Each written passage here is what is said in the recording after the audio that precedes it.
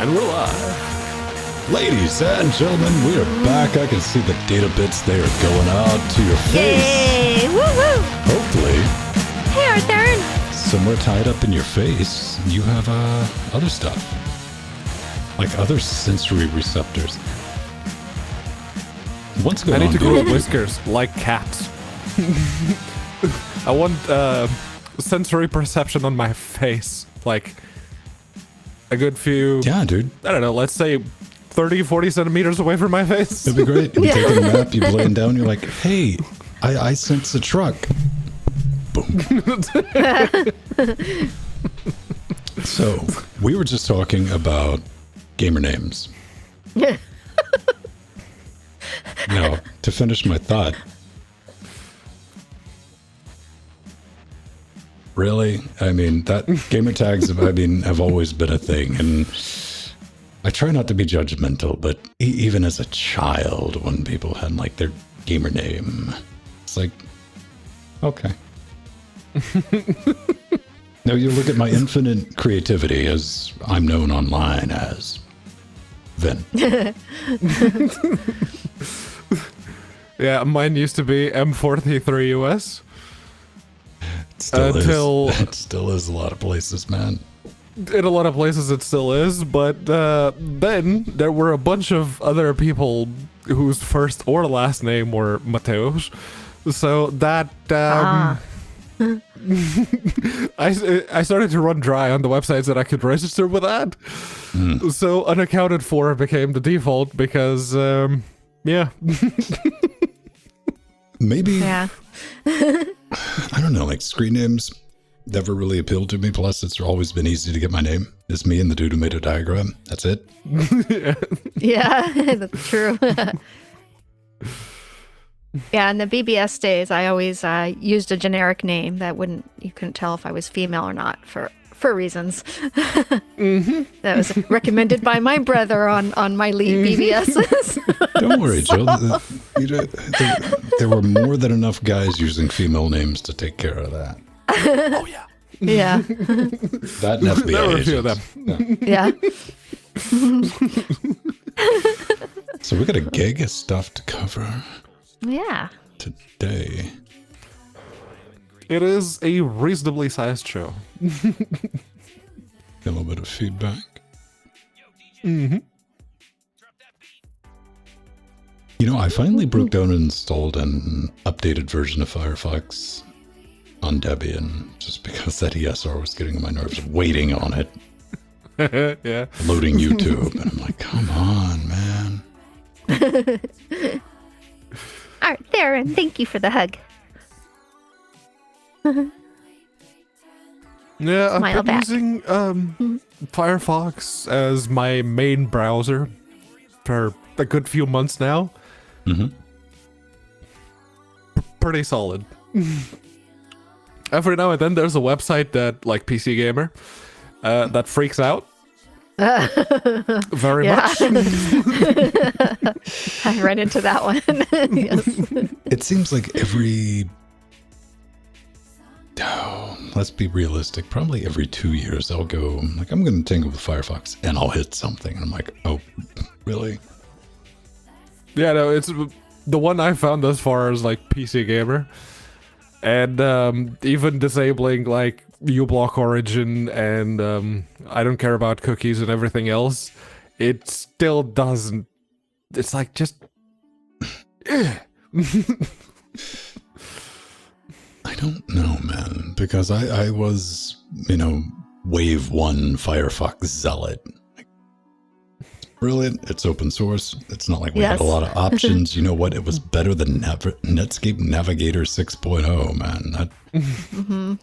And it was much better than Internet Explorer.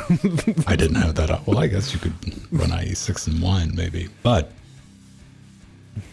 Can run IE8 in wine. Might taste like pumpkin pie too, but I'll never know.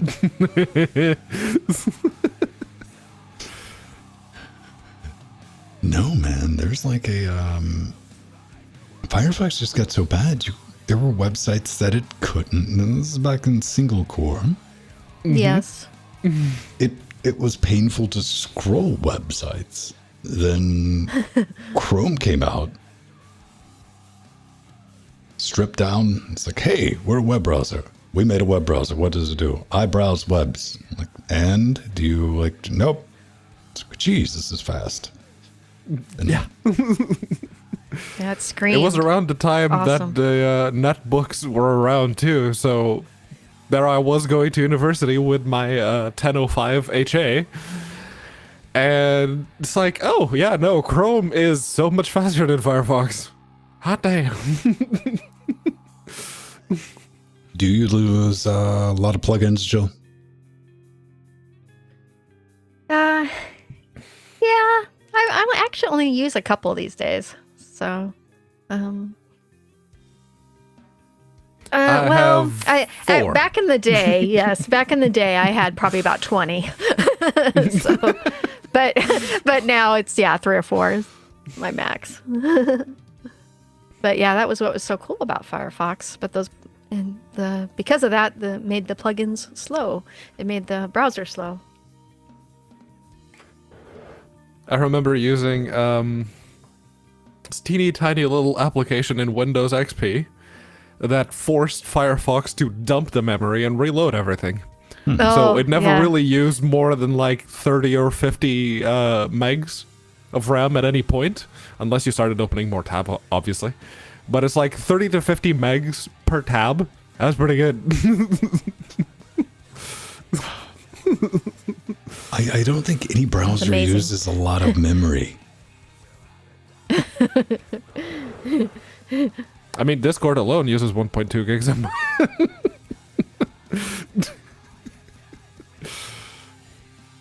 Unless you... I don't know.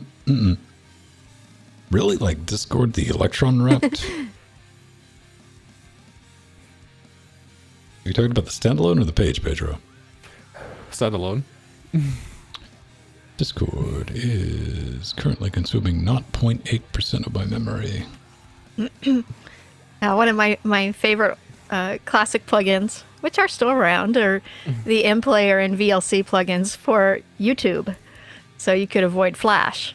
And I would have often 3 or 4 of those installed, and then I could just choose what player I wanted to go to. And sometimes they would work well together, and sometimes they didn't. So, but that was a thing to avoid Flash, and it worked very well, and you can still do that.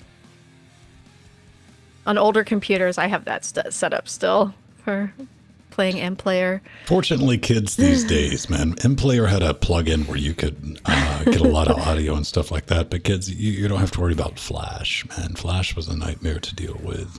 Yeah.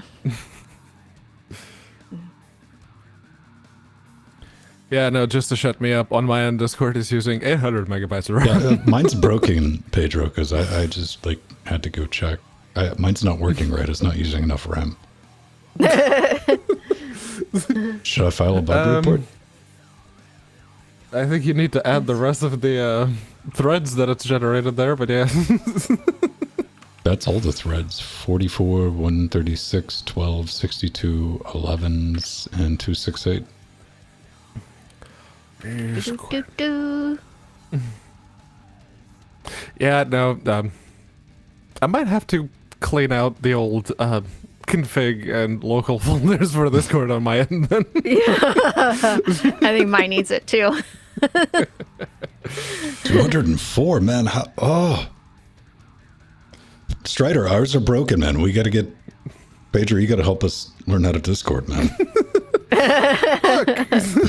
I'm just looking at all the different threads, and if we get them all together, it's like, 860, 850, 860, yeah.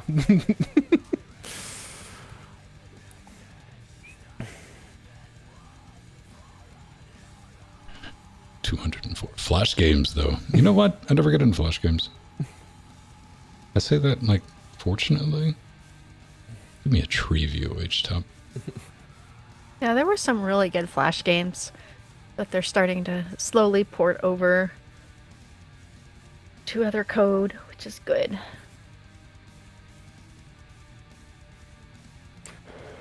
Yeah, the web. Yeah, that actually, Matthew, that's where I've played mostly my classic Flash games is with Lutris. So that works.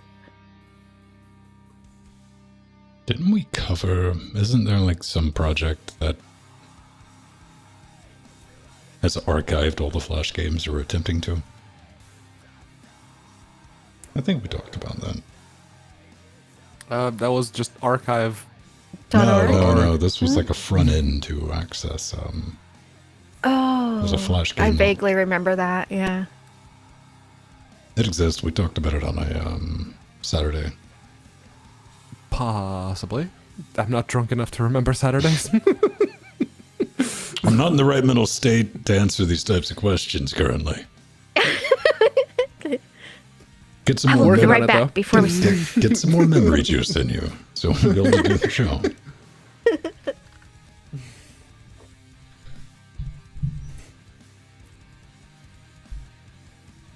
Yeah, no. Compared to the Saturday beers, these are 4.5%. Yeah. Yeah. I'm not even drinking. Considering the weakest one I have on Saturdays is 6.5. Yeah.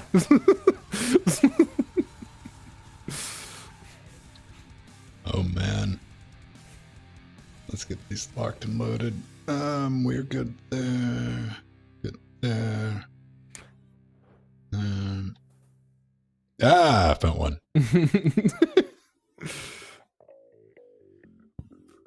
There we go.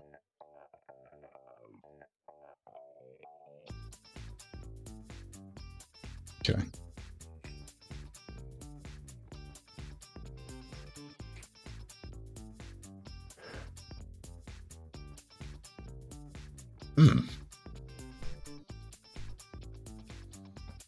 Have I played any Flash games? No, I always watched animation. I went to Newgrounds. I didn't go to Newgrounds for the games. I just went for like the jacked up, like to feed my depraved sense of humor, like some of the comedy. Memes, yeah. They're taking the hobbits to Isengard. The hobbits to Isengard. It's kind of hard to imagine like a world where things were. We still had the capacity to make things viral, but it wasn't through YouTube and it wasn't through Twitter or TikTok. We got to get you a TikTok channel account. Do you? Yep, absolutely. I do. That's why I brought it up. So why should I be giving the Chinese government more of my information?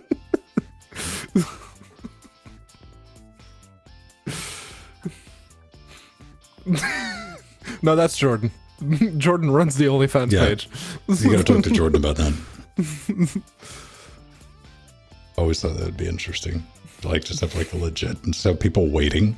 They're like, what? That's...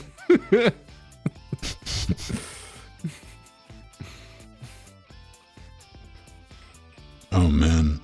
Yeah, there's like so many weird sites, like, I don't even call it weird, man. Let's say extracurricular sites that I see show up on watching the OBS build bot, you know, just the one in their Discord that it's like this service added. I'm like, man, I guess on Windows you have a drop down menu. I'm like, whoa, okay. I mean, we do have a drop down menu on Linux, but it's YouTube, Twitch, and Facebook, maybe. No, Facebook, I think yeah. RTMP. Huh? There was an issue with that. All right.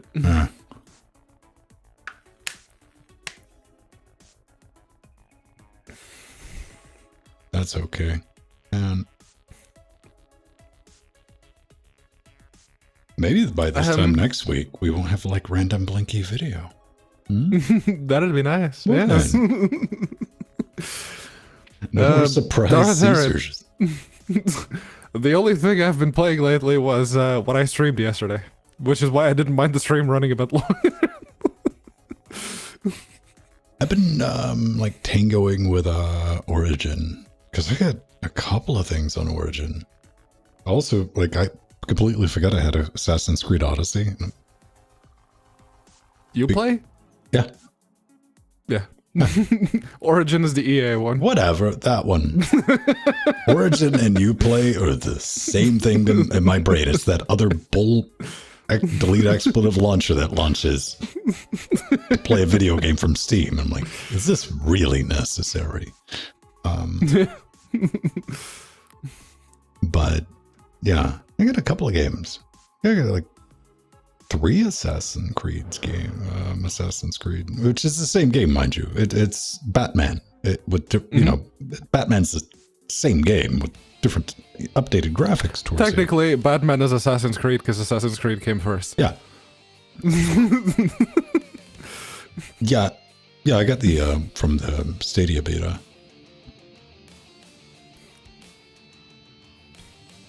Oh yeah, I finished it.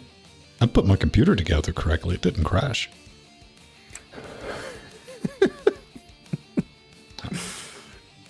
Okay, but have you put your computer together correctly for Vendetta: Curse of the Raven's Cry? There is legend of one man who was capable of doing this. And he was the developer, or the lead developer.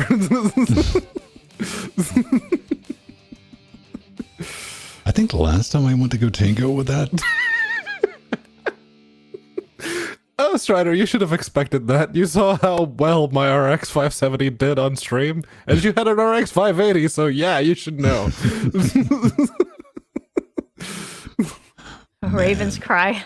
That game that irritated me so much. If they would have just figured out how to do combat in that game, and it was clear, but like the more I played at that game, the more I realized, oh, there was actually quite a lot of work put into this by a lot of different people.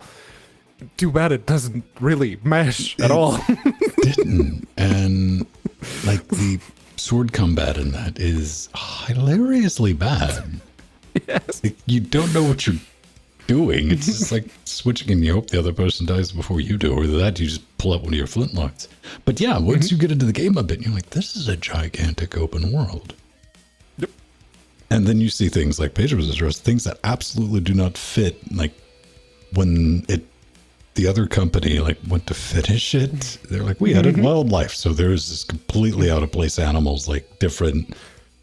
They look like somebody remember made them actually going to the island that's on the furthest side of the map. Okay.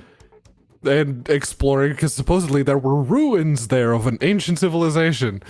And the first thing that happened to me was I got killed by a bear, I think it was. It's like, oh, okay. Listen, man, one thing you need to watch out for on islands near the equator, bears. People don't think about it. But tropical bears, deadly. It looked like a bear. There were bears, there were monkeys, there were jaguars. But they were all out of place, like completely wrong texture, lighting was off. Like they looked like somebody had made a mod to put animals in the game, but only as a laugh, not it was like, look, and there were monkeys. Yes, there were monkeys that threw poop at you. I think they were stones. Supposed to be stones, but yeah, they were brown. That's just poop. Think like SNES level Donkey King monkeys. Like, they definitely look like they were rendered on an SGI in the late 90s. All right, let me grab a refill and we will get underway. Okay. Mm-hmm. Oh, here, Art Theron. I haven't gotten this one out in a while. One of my unicorn bugs.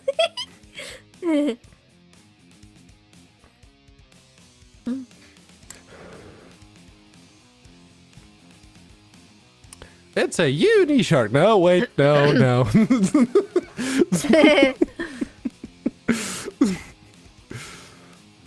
Unicorn.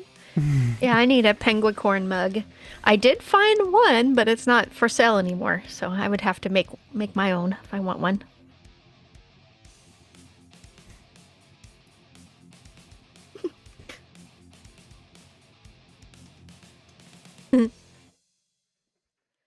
Do.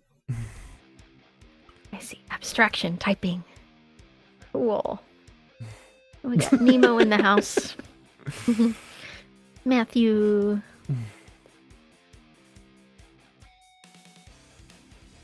Oh, thank you. Abstraction.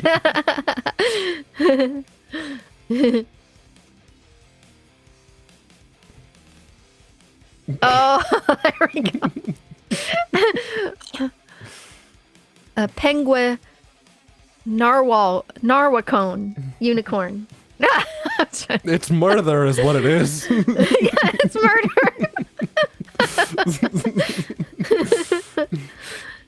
That's a good one, Matthew.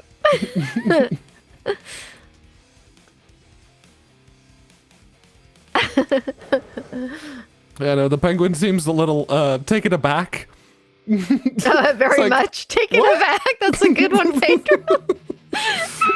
And then Narwhal's like, I didn't mean to do that. Impels a Gwyn. Very good abstraction. Yeah, I do have a penguicorn shirt. It's a flying penguicorn shirt. I haven't worn that one in a while.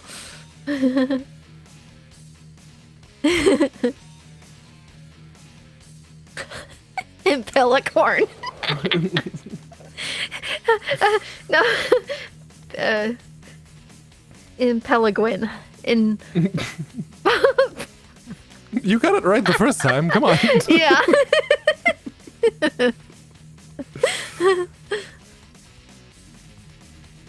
What are we on about? Empezzled? Yeah, the impaled penguin from a narwhal. The narwhal impaled a penguin.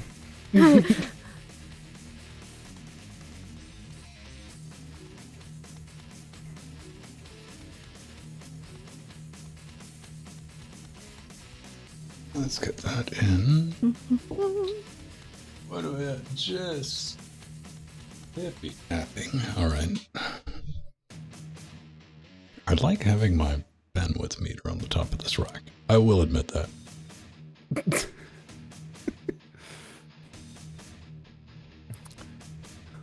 So, what manner of hiccup happened there? What do you mean? Because Jitsi just froze for me, and now I have no return video. Oh, yeah, no, that didn't happen on this end. Yeah. But I was having issues Okay. earlier. Okay, let me restart the Jitsies then.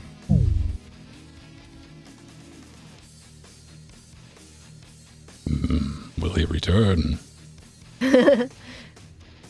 Video now? You There have you video go. now? Yeah, so that happened to me too when when Ven first came in.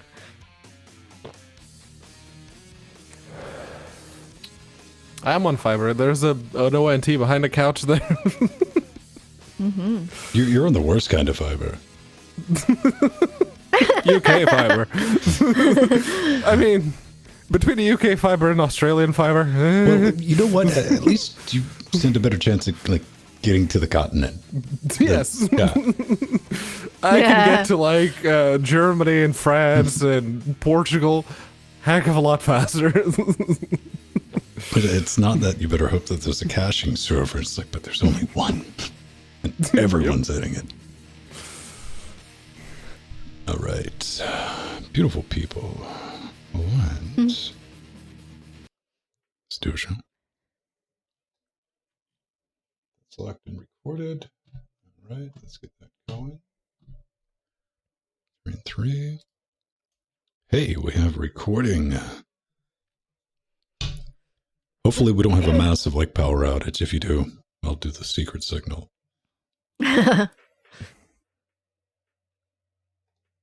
That's loaded, that's loaded, that's loaded. All right. Aha. Trying to fool me again. Boom. There we go. And welcome back to Linux Weekly Daily Wednesdays, where we can sit back, relax, take that midweek break, and talk about some of the things we found going on in the world of open source and Linux in general. Hi, everyone. I'm Ben Stone. Hello. That is Joe Bryant, and over there is Pedro Mateus. If you're Hello. watching us live, man, kind of a busy week, but nothing, which is understandable. A lot of people are still stuck at home. Companies are like, we're not going to push out too much. Open source projects are like, man, let's just chill out for a minute. But before we get into that,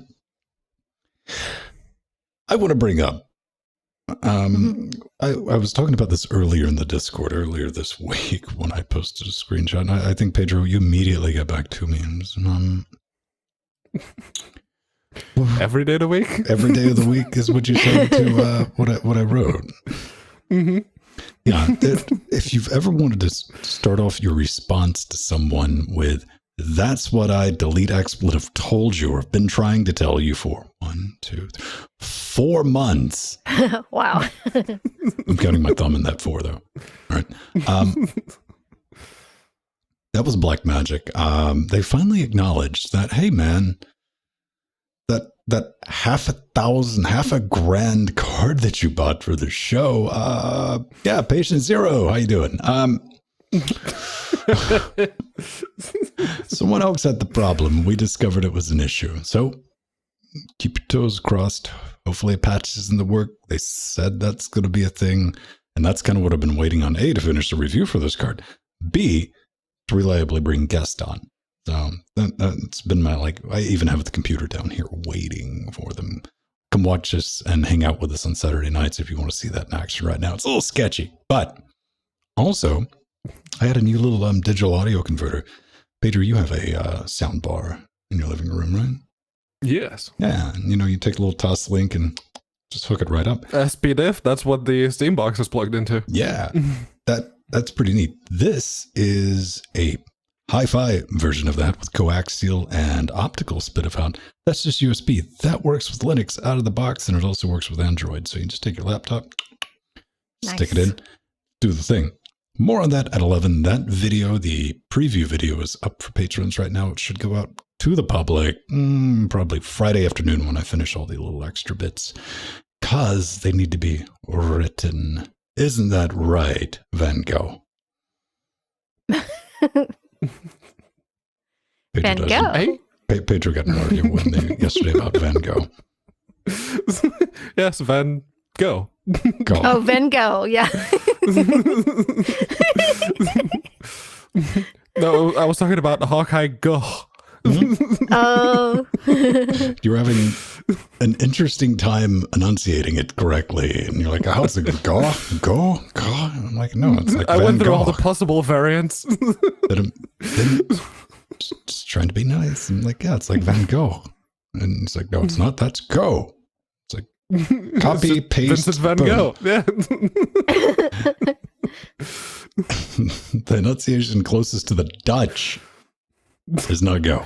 Go. Go. Some Klingon sounding stuff. Pedro, what have you been up to, man? I have been, besides being very busy at work, silently indulging in my paranoia about the new X570 motherboard that's in this very system right now. And how would one go about loudly indulging their paranoia? Could be very probably paranoid, crinkling a lot of tinfoil hats, because that's a bit loud. But yeah, no, I've been paranoid because I put it in, it hit the power button, it came on, I went into the UEFI, I set the DOCP to 3600. I can finally use that RAM at the speed that I actually bought it for. And it went, yeah, no, that's cool. Here you go. Really? That's it?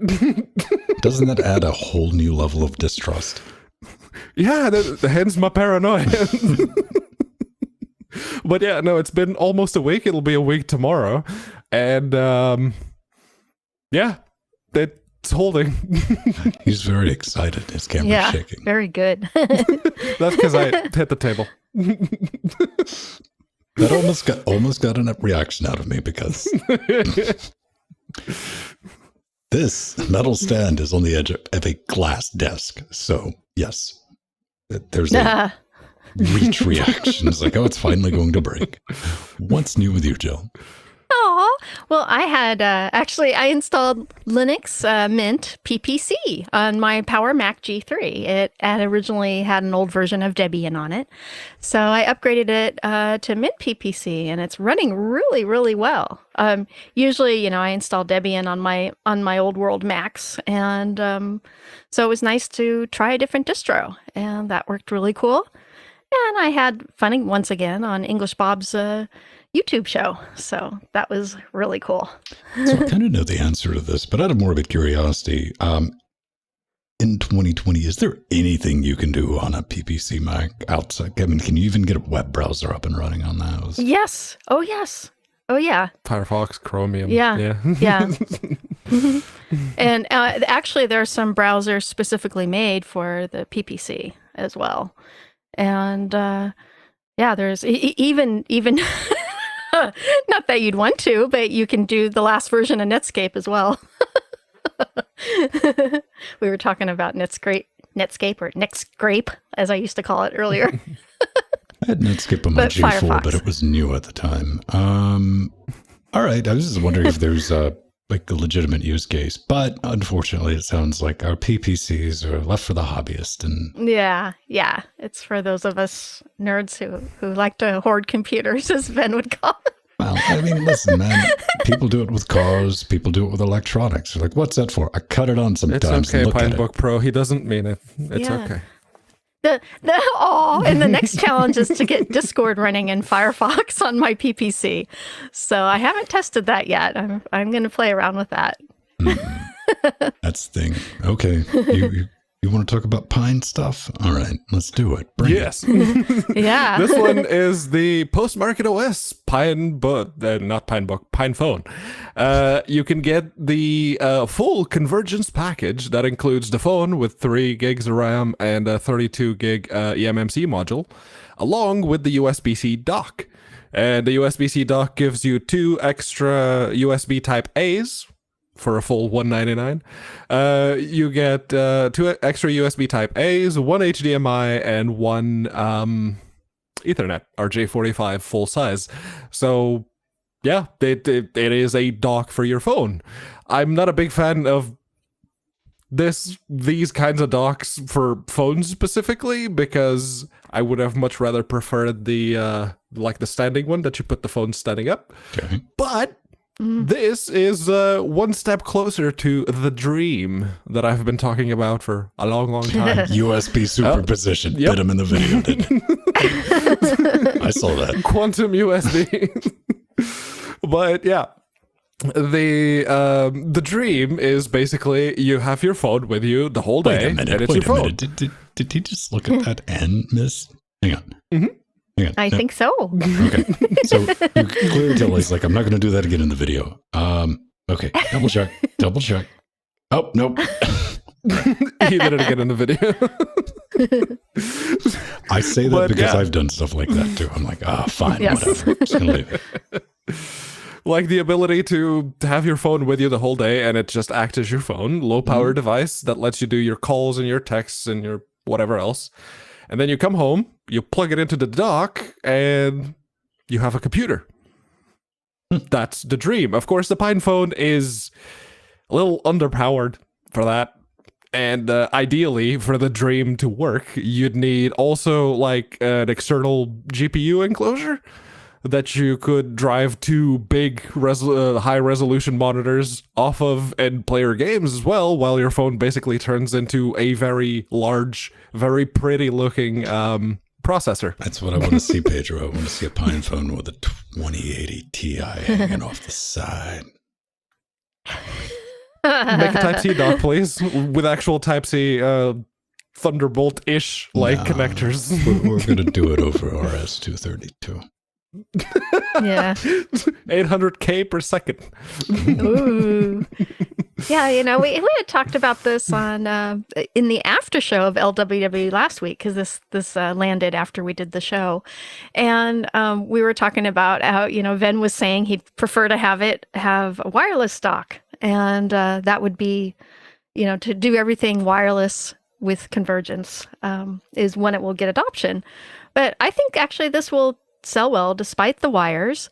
And because a lot of people use this for laptops, they use this paradigm and have laptop docks for the laptops. I have plenty of them for my ThinkPads. Some of them came from Mir and Chat, but I like having docks for my computers. So this I think that this will work. And then the next generation will probably be wireless. So we're going to be looking at $199, Pedro. That's for the phone and the dock, right? Mm-hmm. Yep. Here's where I'm at with that. Because, just putting any views aside on the dream and the promise and the hope, because, listen, I'm there of the convergence device that we've been promised for a decade. Because we have. Maybe it's just a wee early to start selling like big accessories for something that's, I think, even admittedly from buying, like, this isn't finished product, guys. Go like play with it. Yeah. See if you can get it working. No. Yeah, But it's a low end phone. Right now that is very much just like, okay, here's our phone. Go play with it. Improve the software, and then we'll see what happens. And here's the dock. Yeah. Yeah, the dock is thanks to the post-market OS folks who decided, you know what, we want to try and get this convergence thing going. All I right. wish them the best of luck, man. I absolutely do. But we do have a new version of Thunder Chicken. Yeah, this is really exciting. With the 68 release, they had really done lots of modernization to the UI. Hey, it's an ESR release. I get it in Debian 11. Yes. And, they just redesigned the compose window and the account setup window and made it much more modern and minimal and not so verbose. And they actually upgraded the vector, the folder icons to be vector so that they'll do better scaling in high DPI no mode. more really, really pixely folders. Exactly. Yeah. So, and you can color customize them, which is really cool. And one of the biggest deals here is, of course, there's a new dark theme, which is really, really awesome. And an upcoming release will be using OpenPGP to encrypt all your email. So, very good.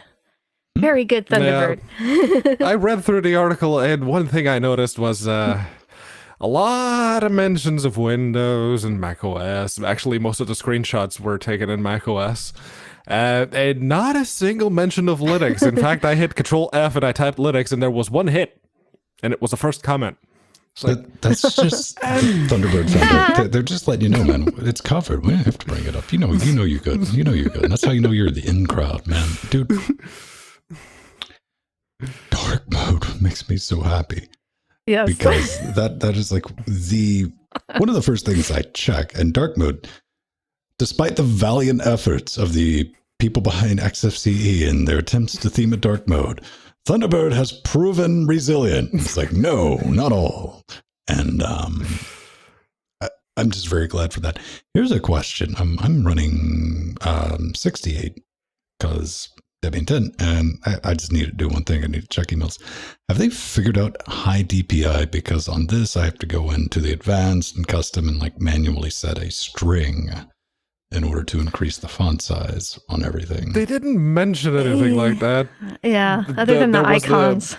Yeah, the SVG icons. So those will certainly scale better, but they didn't specify any high DPI stuff. I'm looking forward to that. I'm the wrong person to ask. You can show me those screenshots and say, see all the great work they did. And I believe you, but like, it looks like a mail window. And that looks like a mail window. I can figure it out. But good on that. I want to see a focus on performance, man. That's where I want to see that very fine point put, because let's be honest. Most people using Thunderbird use it because we have needs that go well above and beyond the abilities of a web browser. I need advanced filtering. I have a ton of accounts set up. I have multiple folders for spam and stuff and crust. It still takes a minute. The two slowest things in my box, Steam. Yeah. Steam takes a minute to load, but Thunderbird walks up to Steam, knocks it out of the way, and is like, watch this. Yeah, watch this. It hangs up there And for a little while. that's on our 24 thread Threadripper with an NVMe drive. And it's like, don't get in a hurry. Listen, we're talking 3 seconds, but that does feel like an eternity. Yeah, no, nowadays when, you have your entire system booting off of an NVMe, that the moment the UEFI goes away, you get like the login screen. It's like, oh, okay. Well, you're definitely living in a world. If you put it in that type of perspective, we have systems that boot in 6. Maybe your application shouldn't take half the boot time. Yeah. Yeah, that's true. Another thing, fix the VSync, because that's an issue, man. There's nothing like seeing like screen tearing in Thunderbird. Tearing when you scroll. That is. And just Thunderbird. Good point. Yeah. Nothing else on the system. That's easy enough to fix. So there's a workaround for that, isn't there? Yeah, there is. It's the same one that you can do in Firefox. Usually, you disable hardware acceleration. Oh. Yeah. And while it's running completely off done. of the CPU, it goes, oh, this is how I'm supposed to render things. Okay. All right. Now, we should put out the more recent versions of Firefox. That's not an issue. It loads and you don't have They to fixed that. Yeah. So I guess it's a good thing that maybe 78 is pulling off much of that same base. They're also getting rid of the Zol stuff. All of the XUL framework is finally being whisked away into greener pastures and shot in the back of the head. Finally. Hopeless Zol. romantic. Yes. So does this, if I buy this, do I get like a free Barry Allen? Oh. You might, but this is not what we're here for. No. Can I put it in a particle accelerator? This is the Starlight Mark III Linux laptop, and it is a very, very low power 11.6-inch laptop. Basically, imagine like the netbooks of old, only instead of a 1024 by 768 or 1024 by 600 screen, you get a full 1080p one with a quad-core Pentium. It's the Pentium Silver N5000. It comes with 8 gigabytes of 2.4 or 2400 megahertz LPDDR4 RAM, and we need to thank Artheron for bringing this to our attention. Shatrealm, Yes. Denzinen, one of the most active, I think, right behind Linux Newer. Yes. And he's the one who brought this to our attention, and I guess that Pentium is kind of how they managed to get that sub 500 price tag, and going with a fanless design, which is also a big thing considering it's a teeny tiny little laptop. No, that's okay. So Yeah. it's fanless, like a tablet? Yes, but it's a tablet with a built-in keyboard, Oh, so and the it's an keyboard x86. doesn't come off? I don't think so, no. Not on this one. What if I really wanted to? If you really wanted to, yes, but then you'll need to plug something into the keyboard to act as a display. Watch, pay close attention. I can only do this once. One thing I want to bring up is I'm unfamiliar with Manjaro 20.0 XFCE. That one's eluded me. I'm unfamiliar with this application. It's a distro. It's Manjaro, the version 20. You can download the So it's an XFCE XFCE spin. yeah. Okay. Because I see the other desktops. So like we get Notebook KDE, Elementary, OS, whatever, and Manjaro's got it. All right on, man. I'm down with that. What is this going to cost me $1 billion or like $426? Yeah, it's. I was impressed with it's a wonderful middle range and very performant laptop. And there's not that many Linux laptops, face it, that are in this category of middle of the road or they lower usually end. go a bit higher. Yeah. Yes. So I was really happy to see this. But yeah, the good thing here is that they, for that netbook form factor, most of the other OEMs tend to go for like eMMC modules, and they slap at eMMC like a 64 gig eMMC module. Don't worry, Pinebook, I'm not talking about you. You have an NVMe drive in you. No, they actually have a SATA SSD, and you get SATA speeds off of it. So that's really nice. There's your advantage over a tablet right there. Yeah. Yeah. Definitely. It doesn't bottleneck on storage. Google, make a new tablet with NVMe, and I'll buy it in 5 years. Well, like 2 after you just, about a year and a half after you discontinue it. Okay? Wrap your minds around this, ladies and gentlemen. One thing I like to play around with and make some guides on is like doing audio in Linux, because it's like, it's hard. And I'm like, it's not hard. Let me show you how to do it.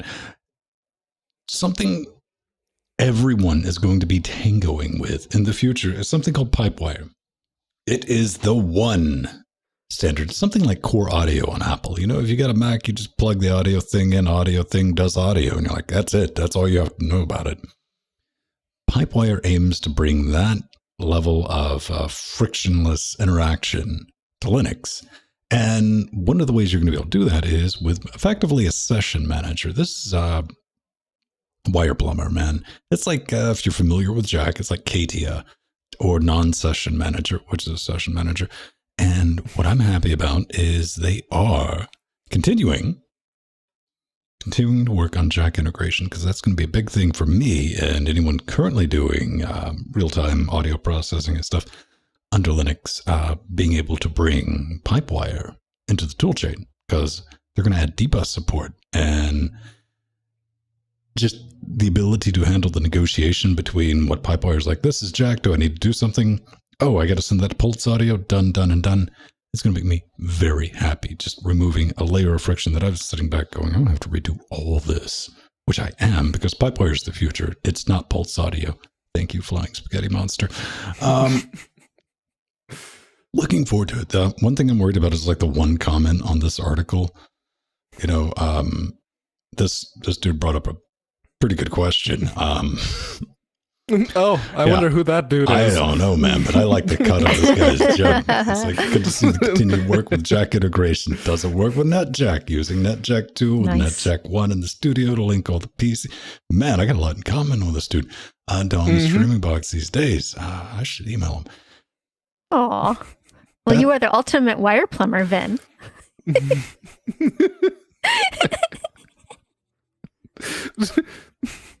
Ven had to take pause to actually let that sink in. No, Ven had to not say something. Yes, take pause. That wasn't a pause. That was slam the emergency breakdown. It's like, no. This is good. I'm looking forward to it. This is going to be a great thing. You know, this is unfortunately, this entire project, man, is effectively not Raptor bus proof. Because it's effectively one dude doing a lot of heavy lifting with Pipewire itself. But you're going to get to play with it with Fedora. The days of, hey man, I bought an interface. I want to record on it. Plug it in. Oh, look, there's the thing I need to like just connect the things real quick and I can start recording. Those days are in Linux's future. That makes me very happy for anybody. If you're streaming or just you want to play music, hooking up synths, MIDI keyboards, it's going to be a reality, and this is how we're going to do it. So I just wanted to give that a little bit of a mention. Collabora, those guys, they do a good job. They're awesome. Do amazing work. Console's still around. Yeah, so this is the KDE Terminal Emulator console, which a lot of us know and love. And, you know, it's really got a lot of progressive features and some new ones in the works. But YouTube, I hate this. Stop doing this. If I pause a video, that doesn't mean I want you to cover it up. It's because I need to pause it. Yes. And, you know, some of my favorite features of console are the image thumbnails, copy file path, and open with a specific app, which is something that I use my file manager a lot for, but console does it right in the terminal, and it's really, really If convenient. I was in a terminal and I started mousing over JPEGs, PNGs, or something like that, and it popped up a thumbnail, I would start looking for the hidden camera. I'd be like, what? Yeah, when I What's first going saw on? that, it freaked me out a little bit because it kind of scary. It almost scared me a little bit because it's like that's not supposed to do that. Oh, that's a feature. The pretty number one cool. pipe plumber wire thing guy. I have no fear. Actually, one of the things that they've been doing over the past couple of versions of console is the split windows. And if you've used Terminator or Tmux, you know exactly what I'm talking about. You can split your terminal into multiple different ones, all inside the same window, which is kind of what I want, because I have all the screen real estate, and if I'm in the terminal, chances are I don't mind having it full screen and just splitting it into however many different windows I need. And not only that, but you can also have, they're actually going to be introducing that, broadcast groups. And broadcast groups, if you don't know what it is, basically if you have a couple of the different split windows that console gives you running off of the same bash instance, you get the output onto those different terminals, wherever they may be on screen. So you can have like different windows or different split windows in the same broadcast group or in different ones. So Very yeah, nice. give me that, and I'll drop Terminator like that. Man, Yeah, I'm just so used to using Tmux or Xterm. It's kind of my go-to, but it's nice to have one with all these extra features. print. All right, what's this? Documentation. Oh.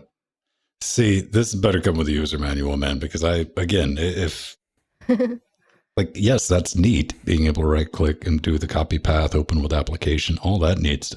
I would never think to do that. I didn't realize you could drag and drop until last week. I'm only slightly being facetious because like drag and drop functionality was not a thing. And I never grew up with like Windows or anything. I'm like, all right, fine. That's neat. So it's good that we're seeing that added functionality. Do you think it'll be more of a distraction or more useful? I think it won't make much of a difference because those purists that just use the keyboard while they're in the terminal, they won't ever know because that's not a thing. They will never mouse over or right click anything. And everyone else will go, oh, that's neat. All right. Okay. I right click in terminals sometimes. I accident. On URLs to open. Sometimes It's like right click, open URL, they're done. I'm going to be 100% honest with you. I will absolutely every now and then I will click on a URL. I'm like, so does this do a thing yet? You have to right click. That's it. Right click, open URL. Half expecting like the W3H, whatever browser that's to open. I'm like, what? Yeah, I had discovered the right click and copy file path a while ago, and that was by sheer accident as well. Yeah, that's been in there a while. Yeah. That's pretty cool. So, real quick, I want to give this a mention because I was looking for a thing, and guess what? Thing was there. .bear. Doesn't that sound a little naughty? But it's not. It's actually a very, very interesting piece of kit that'll let you organize all of your .dot files in one spot with no symlinks. That's what I was looking for. And flat learning curve, customizable.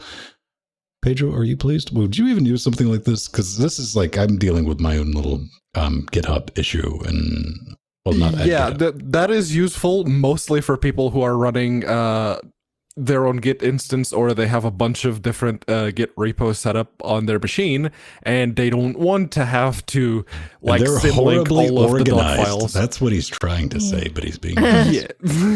They don't want to have like all of the .dot files symlinked to their home folder because that's how other tools do it, and that's how they manage it. With this one, it basically lets you manage all of your Git.dot files, and it uses FZF to set up different profiles. there was already another project that they mentioned that did that, but they said they weren't terribly happy with how that particular project was doing it, so they decided to make it as intuitive, interactive. Interactive was definitely one of the words that they used, but there was another one. I'm going to say this because this is why I was tracking down. This is dumbed down enough to where I can use it. I'm not a developer by any stretch of the imagination, and I can. That's a good CLI right there. barely get up and running and manage my own revisions, but this does the job. So yeah, it does.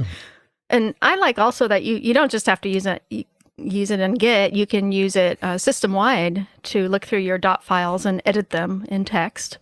And I'm going to find this useful editing my Unity config files for games, for editing the resolutions. Be a nice quick way to do it.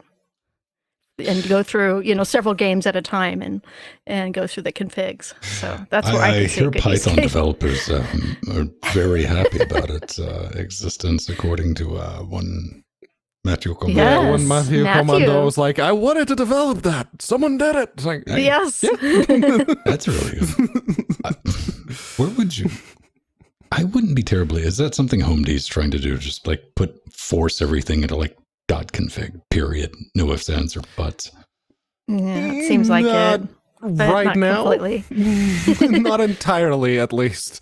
Right now, HomeD is very much trying to make a modular home directory, because if you've ever had the unfortunate accident of sacking your entire home directory, maybe if you even had a backup and you tried to just like put the backup there where the other one used to be, it doesn't really work, because it's Nobody like, gives you that's enough not false hope to burn a weekend. Yeah, it's like, that's not the actual folder, and the system knows that that's not the actual folder, so it straight up doesn't recognize it. HomeD is trying to get rid of that. Symlinks. That's my documents folder, my pictures folder, and my music folder. Music folder is the symlink to the NAS. Yes. I legitimately on this box, because I was moving a home and just resetting everything up. Not really the home folder's fault, but well, actually it is, because I had all the paths saved in all the applications. The mount, because you have media, then you have MNT. Yeah. My ancient self just does MNT by default when I'm setting up. I'm like, what's the mount point? Doop, doop, doop, doop. And it's like, no, those are all supposed to be in media. You know what? I'm not redoing that. Yeah, all of my extra drives that are separate partitions of their own are in MNT. Yeah, that's generally where I put mine too. So, we don't normally get to throw this out, but when we do, it's always a special occasion, because Yes, here we go. Microsoft loves Linux. rips the heart out of Linux. Our long national nightmare is finally over. Procmon has been released for Linux. I'm not making that up. This is not April Fool's. No, this is Procmon. It's a Linux reimagining or reimaging. No, reimagining of the classic. You're right the first time. System terminal. I didn't know where Microsoft was like, how are you trying to spin this, Redmond? System terminal suite for Windows. Procmon provides a convenient and efficient way for Linux developers to trace syscall activity on the system. Here it is in all of its preview glory. I will say yes, this. you need to run it with sudo. I was getting to that. It's in the notes. 20 plus megabytes to download. You get it installed. It's 57.7. Ah, look at you. Yeah. You didn't want me taking your stuff. I'm just messing with you, man. That's borderline impressive. 50 megs for a command line tool that really does bunk all, man. It does need libincurses 5, libtinfo 5, at least on Debian 10. There's a Debian package for it. And as Pedro said, you have to run it with sudo, because I went, what, really? Wait, what? Yeah. Really? How? You made Windows and you want me to enter root? Okay, fine. It installs very well. It. Yeah. You know what? I did attempt to launch. It launched to a completely blank screen with like the menus up at the top at the bottom. It wouldn't do anything else. I just sit there knowing that. Yeah, no, you need to give it like root permissions to the file system. I did. Yeah. You can't get it to launch unless you,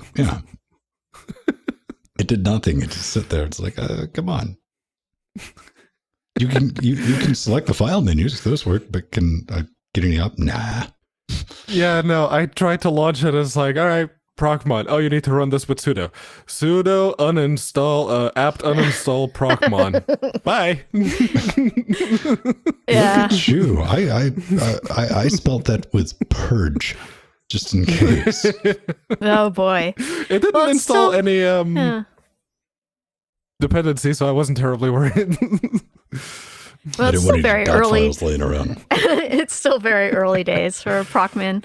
And, I've heard actually yesterday on Linux Unplugged, we were talking about this, and it's a lot of the Arch users were complaining that it's not in the AUR yet. And some Fedora users were saying it doesn't work yet in Fedora. So Microsoft definitely needs to fix that. It sounds like Arch and Fedora users need to learn how to compile something from source. Yes, that was kind of my thinking. What I actually want out of Microsoft is an update to the Teams preview client that they've had on Linux for a good long while now, because I use that for work, and I have it installed on this box because if I'm going to be doing work, it's like I do as much as I can from here and only use the work laptop for what I absolutely have to. So Teams update, please. Thank you. Is that a standalone application? It's an Electron wrap. Okay, thing, what if you get an update, but it needs those digits? So let me get up a new password. Look, I have I'm not going to run Teams with sudo. That's just not going to happen. Come on, guy.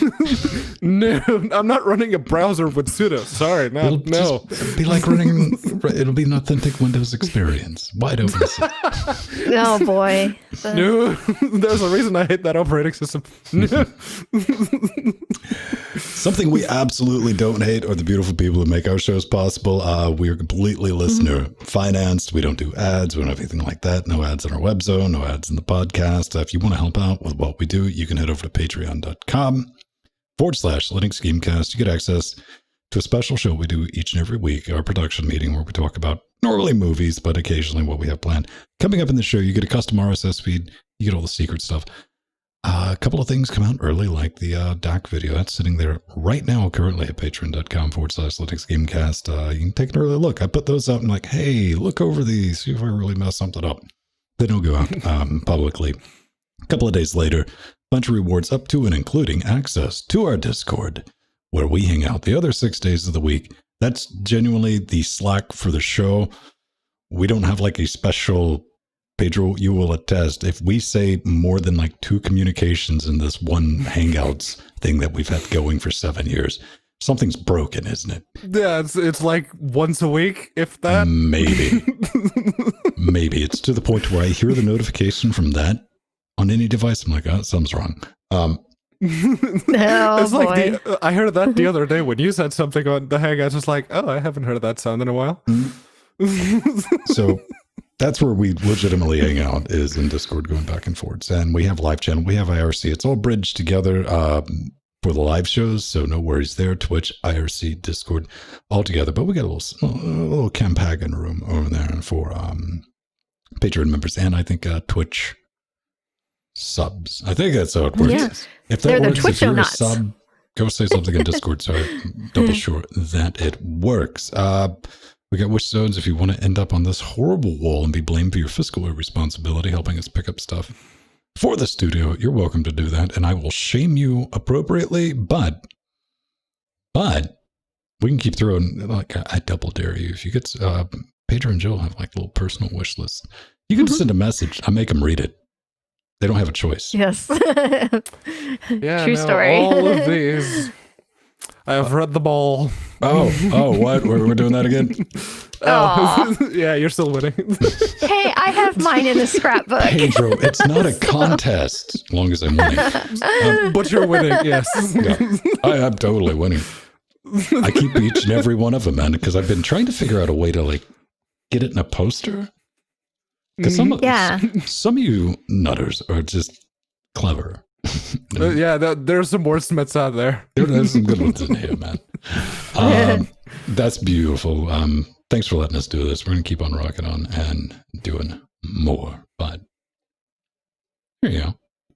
That looks like blackberry a cookie, pie, doesn't it? Blackberry or boysenberry pie. Yeah. It's a diseased cookie. A really Huge. chunky cookie. Yeah. See, I put it in a pan just Or a to throw waffle. people off. Turning a Raspberry Pi into a camera. The idea is to make a Raspberry Pi high-quality camera look like a camera using a 3D printer. Well, that's cheating, because if I get a 3D printer, everything looks like a Raspberry Pi, man. 3D printer Raspberry Pi. Yeah. So this is taking, what are they using with this? Hyperpixel 4.0 touch, designs include this, that. Where are we at on the TSA acceptance factor on this one? That, if you sand that down a bit more, that just looks like a really funky camera.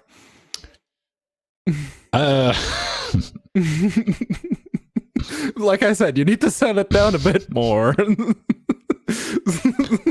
Yeah. I don't know. Yeah, that looks like something that the case I built to hide something in, usually like liquor, but. Yeah, it actually, if you get some really high quality, dense filament that you can stack properly and then sand it down smooth, really, really smooth, that will straight up look like a camera. Yeah. And use some good paint. That helps a lot. Yeah, that hides a lot of stuff. Yeah. I like what they're doing, because people are starting to we've seen a few people play, because this is using the Raspberry high quality camera.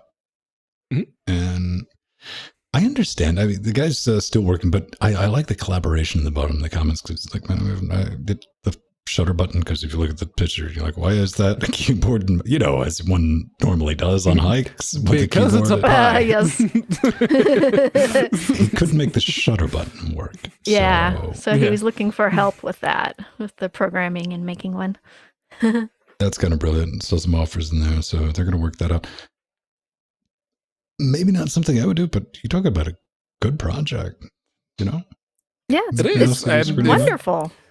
if you can actually find a way to make a camera that works with a shutter button that, anyone who's tinkering around with a Raspberry Pi could put together easily,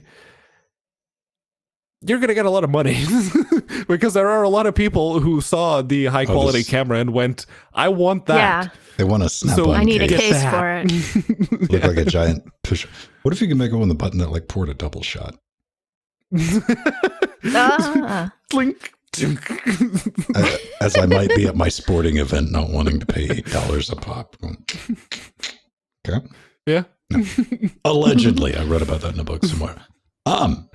Hey, if you want to tell us about your projects or alleged projects, we're always open for that. Maybe we got something right. Maybe we got something wrong. Maybe you just want to say, Pedro, your shirt has too much blue in it. Well, I suppose you'd have a point there, but the best way to let us know about your points is not to stab us with needles while we're walking down the street. It's to go to linuxgamecast.com, you hit the contact button, and you fill out the form. Make sure the show that you're sending it to is LWDW, because otherwise you might be sending some unwitting hate mail to that Saturday show, magic? What We Do. No, Mon Portuguese. Moon that is blue. But yeah, that's literally all you need to do. Just careful on the URLs that you include in that particular form, because the spam golem, it hungers.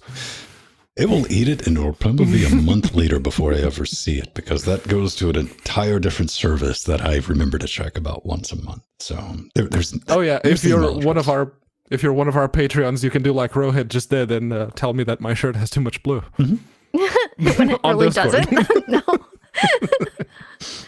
Mine has probably too much white. So, It's Nope. a shirt. Can't go there. No. Nemo writes, camera modules. See, I threw this in because related story. Look at that. Good timing, man. When I heard about the Raspberry Pi high quality camera module, I thought, was everyone out? I thought was every Nemo, dude. DIY DSLR. But then I wondered, why can't other SBC platforms come out with their own high quality cameras? It's kind of what we were just talking about. Again, tying it together, man. Like, the producer I am.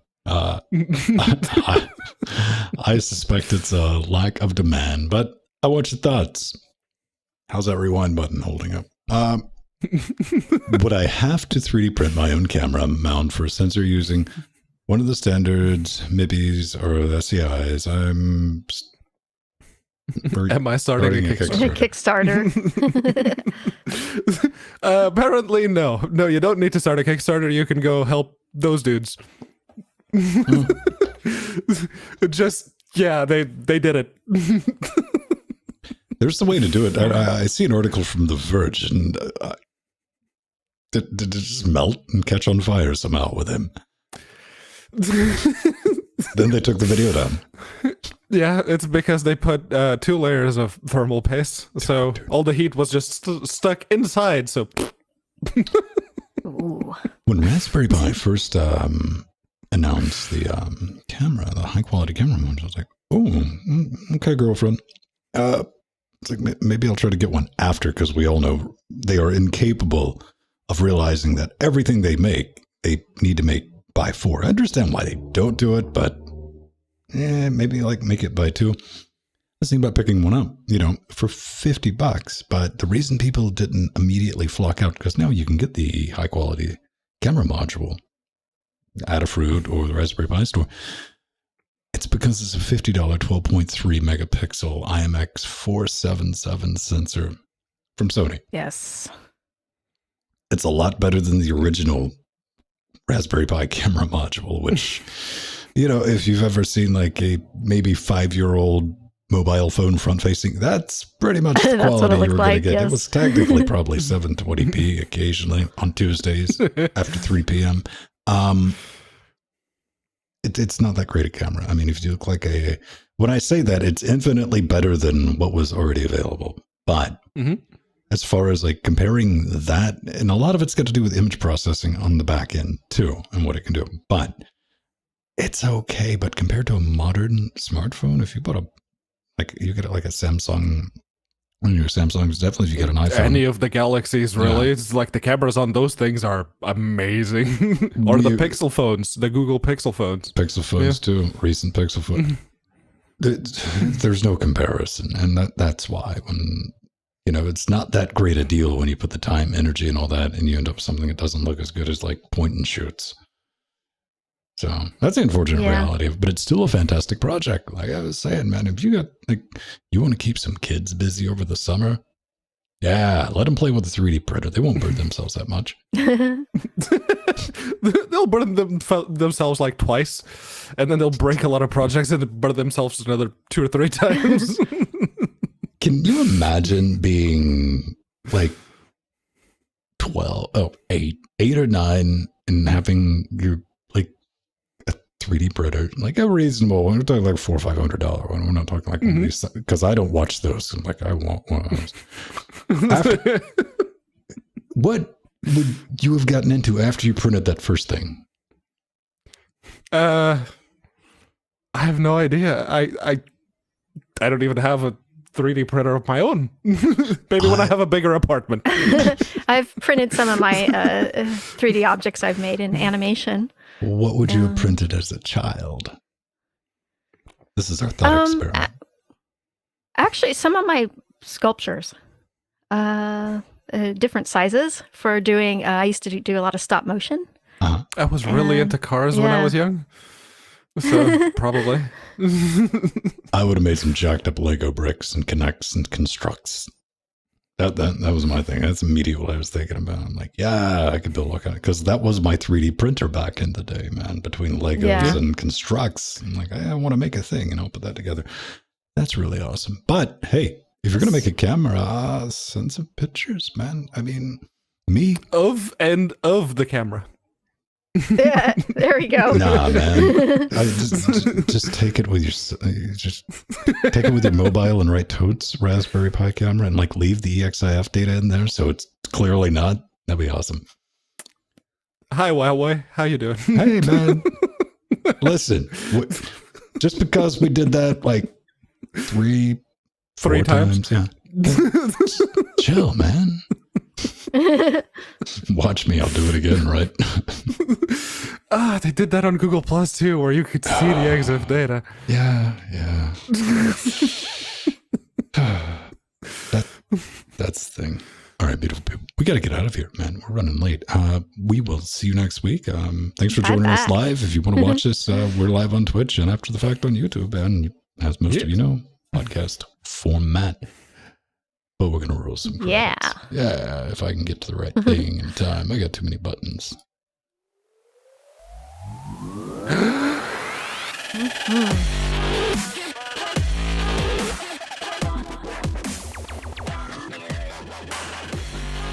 These were incredibly difficult to make. Because Katie and Live, which I used to make these, decided, man, you know that file I saved last week as a template? I don't feel like reading it. Nah, man.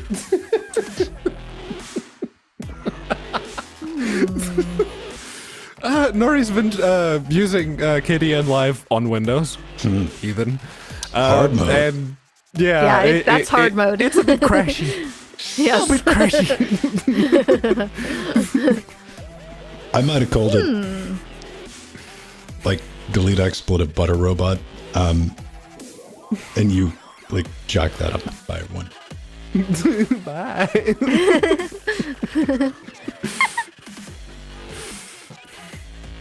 Yeah, good questions to Kresny, Nemo.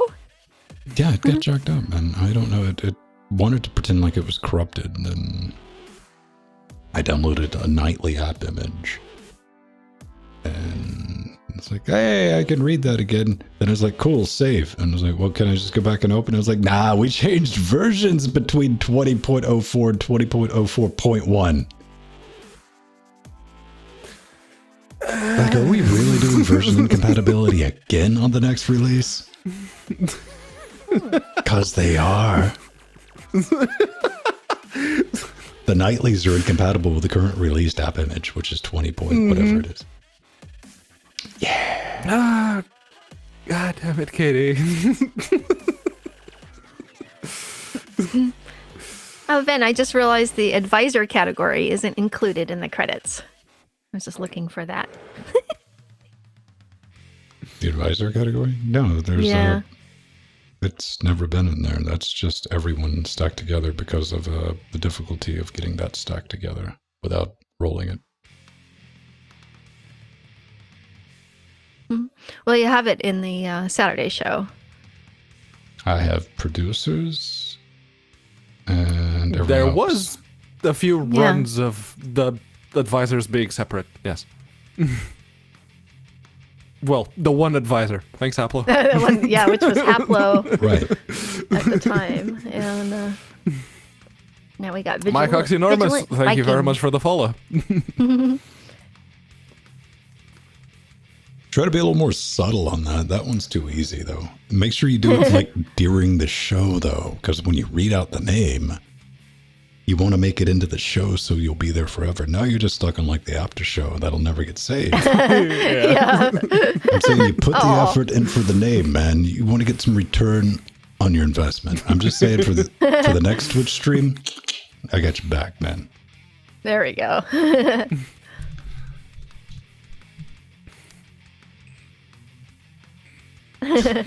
Sweetheart, our generation created 4chan.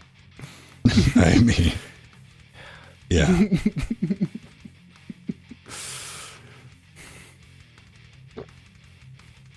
High quality camera. It's just, it's got to be soft.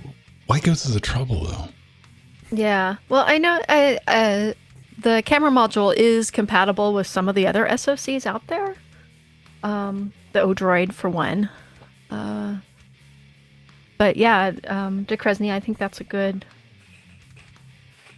a good thing to kickstart. You could probably get that to work on the banana pies and the orange pies and Yeah, the it all other works with those. pies. Maybe the Yeah. Rock 64 too. That it boiled into me when I was applying some thought to the subject. It's simply a working version of what I have up here, which is the D3400. It's like $200. So Yeah. by the time step one, what's step one? Get a 3D printer, get access to a 3D printer. Okay. Raspberry Pi, camera module, the filament, and the time sync to do it. There's a couple of Back services that LCD offer screen. to 3D print stuff for you, and you buy the 3D prints. Yeah, there's services that offer to print my circuit boards too, and I still etch them at home because I don't like getting 6 of the wrong things. Yeah. I got an etch and take, baby. I do. It's like, man. Now, if I needed 100 of something, different story. But like one-offs, nah.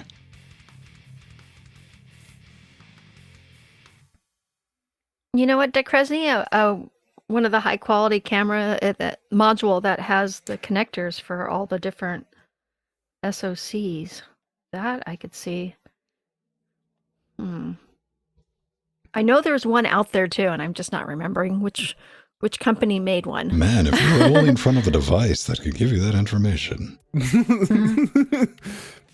Maybe some sort of engine. I call it the Google you box. search Everything's with? Yeah. Google box. I get internet, Yeah. I get the Google box. Yeah, One of the things that the keeps name of me it. busy, and because never quit, I don't know, man. Some people hate learning new stuff, man. Case in I've been point. seeing a lot of that. Like Camera a lot of adapter. that. But just the inquisitive nature, man. At least 2 or 3 times a day, I pull up, and I'm talking about tablet, and I'm not near, but I have like, oh, I don't know what that is, or I don't know, I'll see something. I'm like, I need to know more. It's like a little bit of downtime. You pull out your phone and you go to Google. It's like, what's this thing? Oh, don't care. What's this thing? It's like, Google, back me up. Tell me how to say tell me it's not enunciated with this go. It's like that sounds very quaint.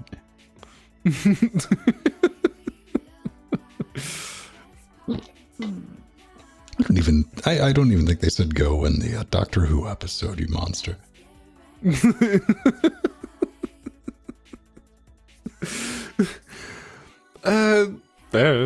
Vincent Van Gogh has always been Vincent Van Gogh for me. Is that a new game on Steam? No. Vincent Van Gogh edition. It's like Van Helsing, but you paint a lot of things and you see things that aren't there. That'd be awesome.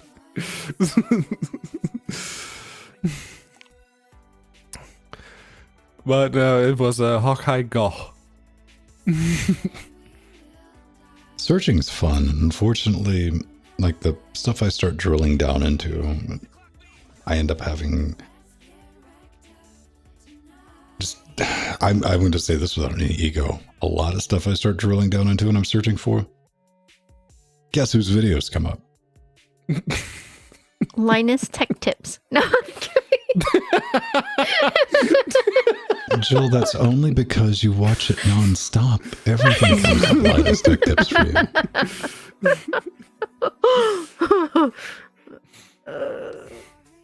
Yeah, Ardu Cam. That was one of the adapters. I couldn't remember the name of it during the show. Ah.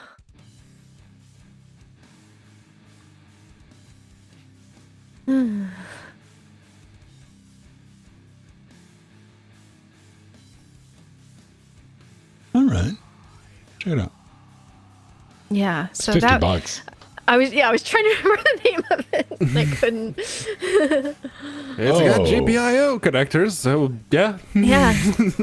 Yeah, see if you can make that, because that is horrible. Look at the top. Look at that. Oh, I wasn't not yet. Ooh. Yeah. I don't. Well, I mean, then again, it's a Raspberry Pi. If it smokes it, you're at $35. But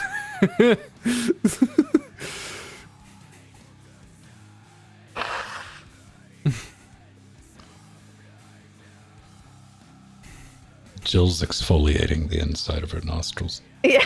Sorry. I usually mute.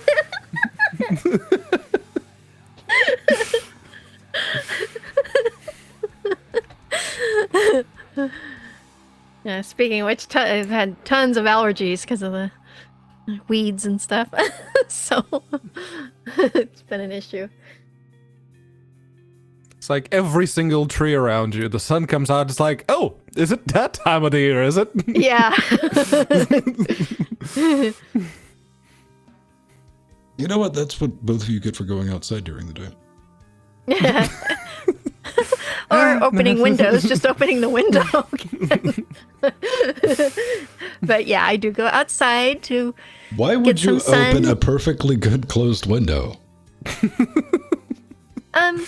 Well, it's been a little Get rid of warmer the these days. humidity. Get Most get the ocean what? breeze. You know what? I'm not sneezing enough. There we go. There we go. Yeah, no, we open all the windows during the day. It's like, yeah, let's get the humidity down. That's why you close the windows and put on the AC and it'll suck the humidity out. We don't have AC. And the Yeah, like right now, dehumidifier I have- is not strong enough for a teeny tiny apartment. It's meant for like a bathroom. That's it. That's why you need to buy another one and tape them together. Double complete suction. No, you can make dehumidification Voltron. Ah, the tower of dehumidifiers. Like, Make the lights dim when you get it on. Like right now, I have the AC on because I have my door in the computer room open, and because I don't open windows or anything in here to keep the dust out. So I only open the door when I'm doing my podcasts and have the air on, and then it blows in here. It's actually and it works out really well because I have the air conditioner in the living room, and I have the vents aimed for the hallway and goes through this door. So You also have Works one out nice. computer on in there. yeah. But it would work for you too. It's actually it gets quite chilly in here sometimes. I'll have to like break down BTU calculations with you Okay. and tell you how that doesn't work. Not in this situation. Well, you have a bigger house too. I have a small house. Everything's close together. I also have an insulated room with one vent in it and 5 computers running. Yeah. And 1, 2, 3, 4, 5, 6, 7 monitors. And a rack of audio equipment. Yeah, I know. yeah, the it- easiest with way a to really get the good air. temperature up. The easiest way to get the temperature up in this living room, it's me with just this computer on and Nori with just her desktop on. She's playing Skyrim. I'm playing anything. 30 minutes. Like, it's a bit toasty now. It's getting Yeah, toasty. in an apartment. That's Yeah. oh boy. 5 vents. I got 1 vent here. I'm not leaving the door open because that defeats the entire point of soundproofing a room. Like, hey, let's spend all this time soundproofing everything and open a fucking door. I'm like, okay.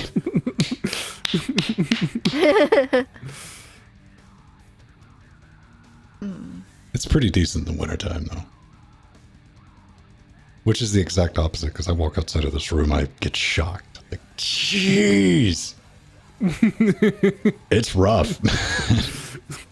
It's the only way to keep the AC on is just to bury it. Yeah, my parents' place was very much like that.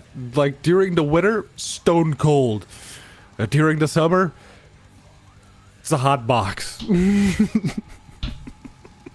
Does it get cold in Georgia winter? Yes. I mean, only when it snows, Scott. But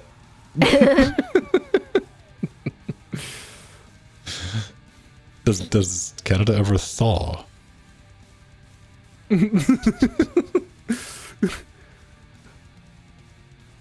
Actually, some of the tips up north might not. Jordan's like, hey man, Toronto's it's summer for like 2 months, kinda ish. Hey. Yeah.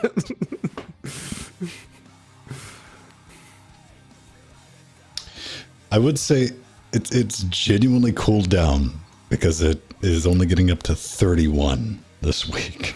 Oh, yeah, it was like 36, 38, huh? I get up to 36. Ah. Ooh.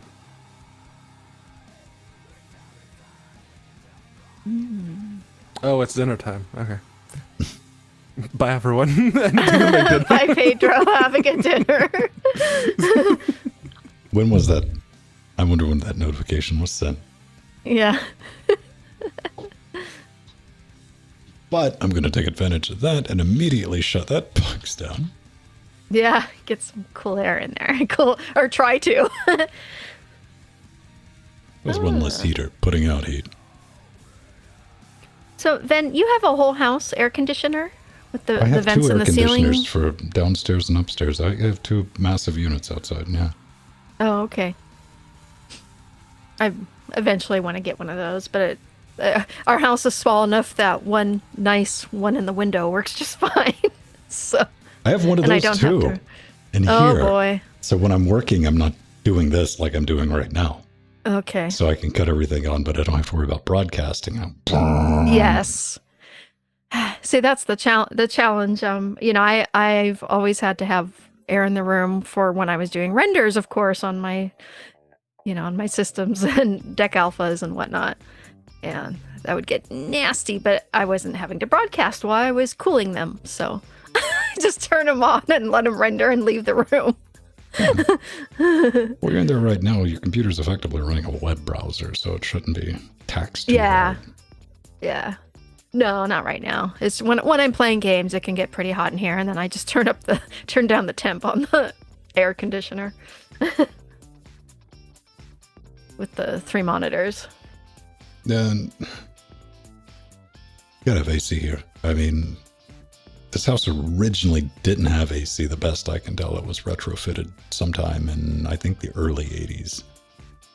Oh, okay. Mm-hmm. Yeah, we were thinking of getting one of the nice air conditioning and heating units. But it hasn't been a priority because our house is small. So our wall heater works just fine, and the one air conditioner is just fine because we don't use it that much. That'd be fun. I mean, you can even get, one thing I thought about installing was one of the out-of-window units that sit at the base. Yeah. Steven Outside. actually made a platform for it outside. But not like a full HVAC system. I have a tray and I have a Linux. Okay. I'm talking about, this is one that you could put in a, it's a self-contained unit, but like a window unit, but it goes outside, like at the bottom. The problem here is I'm way up in the air in this room, so I'd have to, Oh, I see. by the time Yeah. it blew the cool air, I'd have to insulate that. But that would be my dream, so I could just hit that thing and just have cold air, extra cold air blowing in here. Yeah. Matthew, baby, just let go and start wearing deodorant, okay?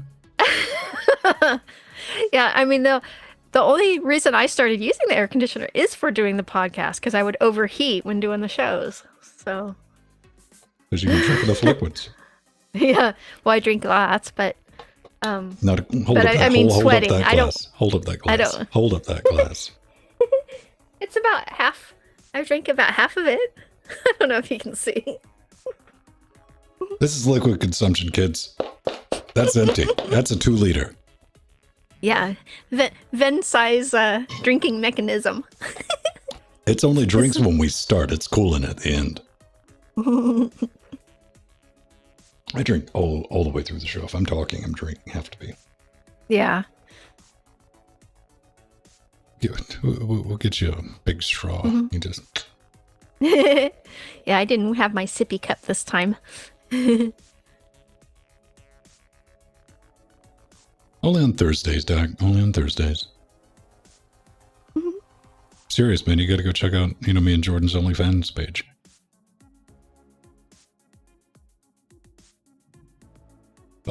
Yeah, Mir. Costco makes good ones. Sears, they used to be a good place to go to get those too, but they're dying. Oh. I'm surprised too. I thought they'd. I know they closed a bunch more stores, which surprised me because I hadn't seen a Sears in quite some time. Yeah, the COVID just put them over the edge. Our Sears here at the mall, it was one of the ones that did the best during normal. It did the best financially, and it's still closing. So, but it's been on the verge for a long time. There was one in the mall in Athens because I think 2 years ago I was looking for just like some decent strangling murdering gloves. And I couldn't find. I just like, is there any place local where I don't, so I can try on a few pairs because I got big hands?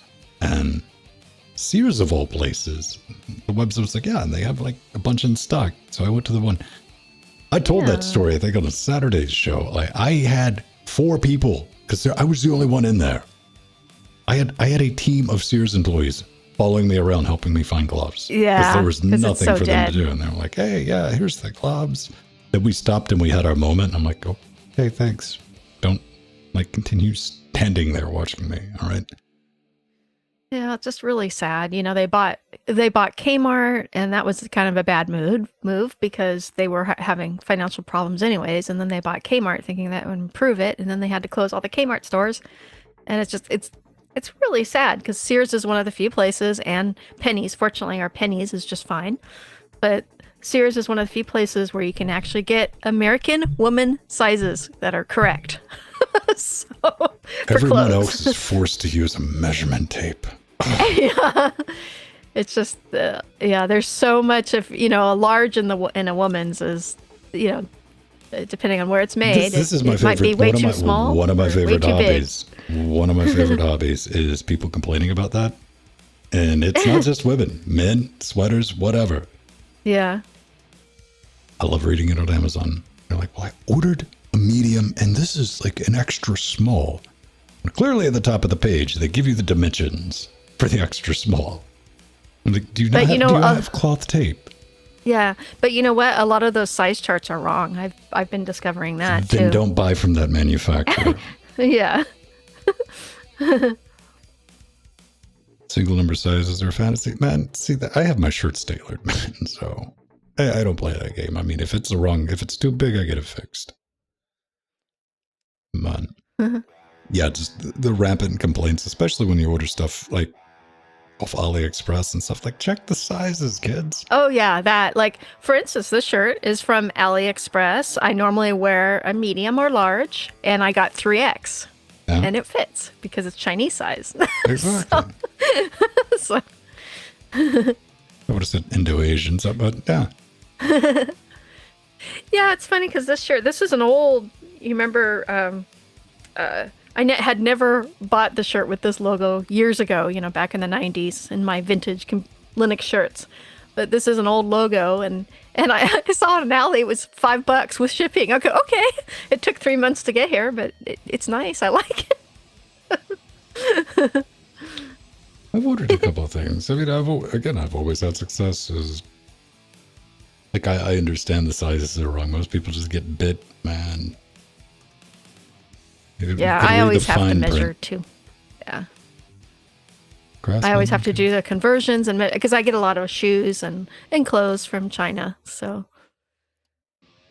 I've had to do a lot of that. Yeah, not my shoes. I think that's about it. I got to make a podcast, and it is now almost 4:40. So is Steve back at work now? Yes, he is. Yes, he's an essential employee. How many people did they let back? It's his group. I think there's like 20 people. It's very few. I mean, the warehouse he works in. Well, I just wanted to make sure it was enough to keep him socialized properly. Yeah. Well, the warehouse he works in is literally a quarter of a mile long, and there's very few people in there, so he feels really safe. 20 in the whole building. Have you raced office chairs yet? Depends on how much runway you have.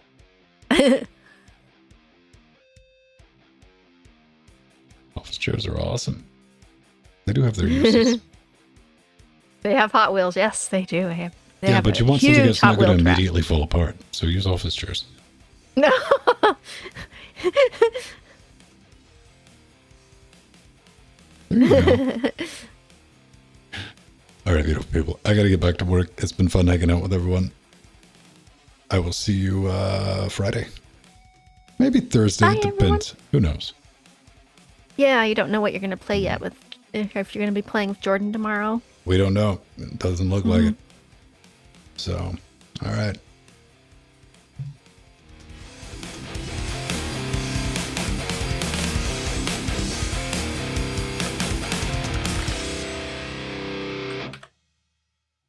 Do